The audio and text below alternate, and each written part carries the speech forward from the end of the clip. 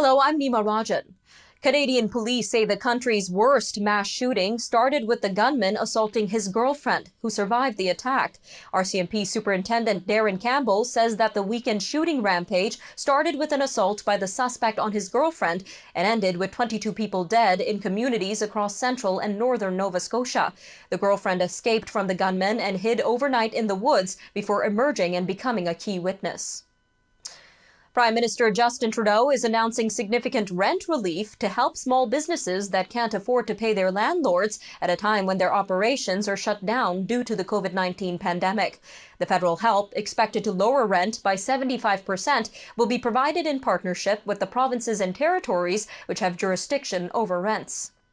Meanwhile, Conservative leader Andrew Scheer is calling on the federal government to showcase a plan for the next steps of Canada's COVID-19 response. Mr. Scheer says a potential patchwork approach by the provinces to loosen restrictions on physical distancing ought to be led by federal guidelines. He says if experts are suggesting that the current level of testing must be tripled, he also wants to know how the Liberal government will meet that threshold. Well, Canada's COVID-19 caseload continues to surge in Quebec and Ontario as smaller provinces are starting to consider reopening their economies. There are now 42,105 confirmed and presumptive cases of the coronavirus in this country. Of those, more than 34,000 are in Quebec and Ontario.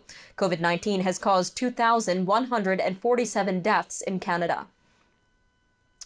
Well, Canadians over the age of 75 are very or extremely concerned about their health because of the COVID-19 pandemic.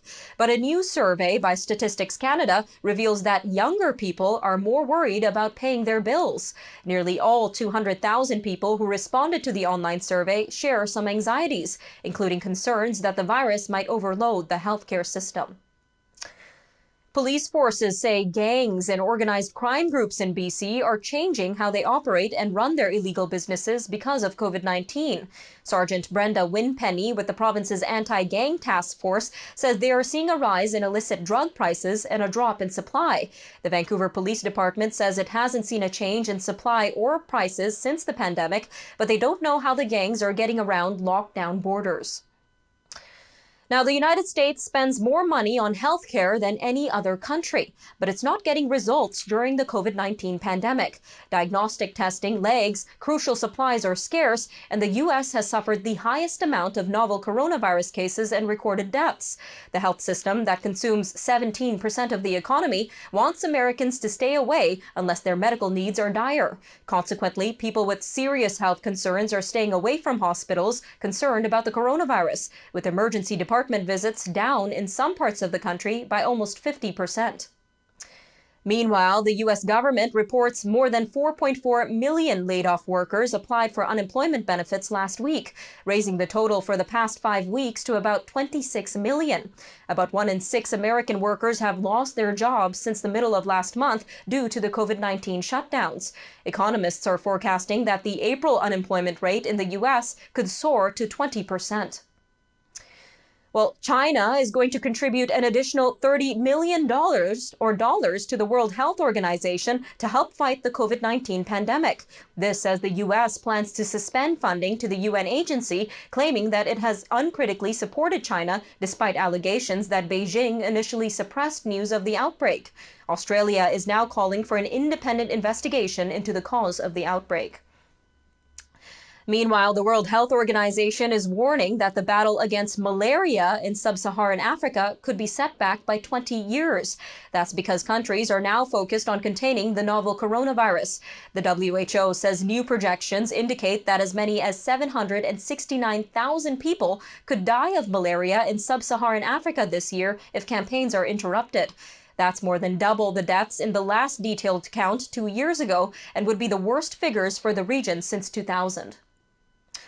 Well, starting next week, South Korea will strap electronic wristbands on people who ignore home quarantine orders. It's the country's latest use of tracking technology to control its outbreak. South Korea says those who refuse to wear the bands after breaking quarantine will be sent to shelters where they will be asked to pay for their accommodation.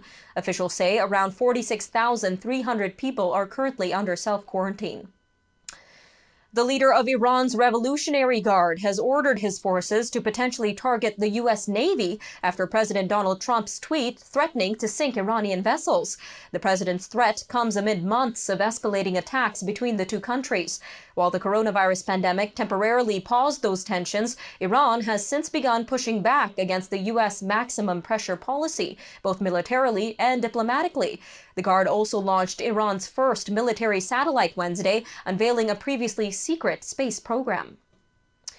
Greenlanders say they welcome reports that the United States wants to invest in their island, but the money has to come without conditions. The U.S. administration is expected to announce the opening of a U.S. agency for international development at the new American consulate in the capital, Newark.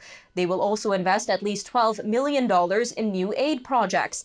The expected announcement will come less than a year after President Donald Trump expressed an interest in buying Greenland. Observers say the U.S. is trying to bolster its influence in the Arctic. Well, a tribute to the 22 Nova Scotians who were killed over the weekend will stream on Facebook this evening. The vigil, titled Nova Scotia Remembers, is an alternative to a physical ceremony while the COVID-19 pandemic forces limitations on crowds.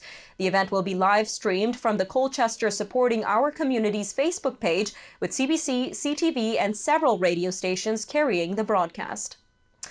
Well, that'll do it for today's news update. I'm Nima Rajan. Thank you for joining us today, and I'll see you next time.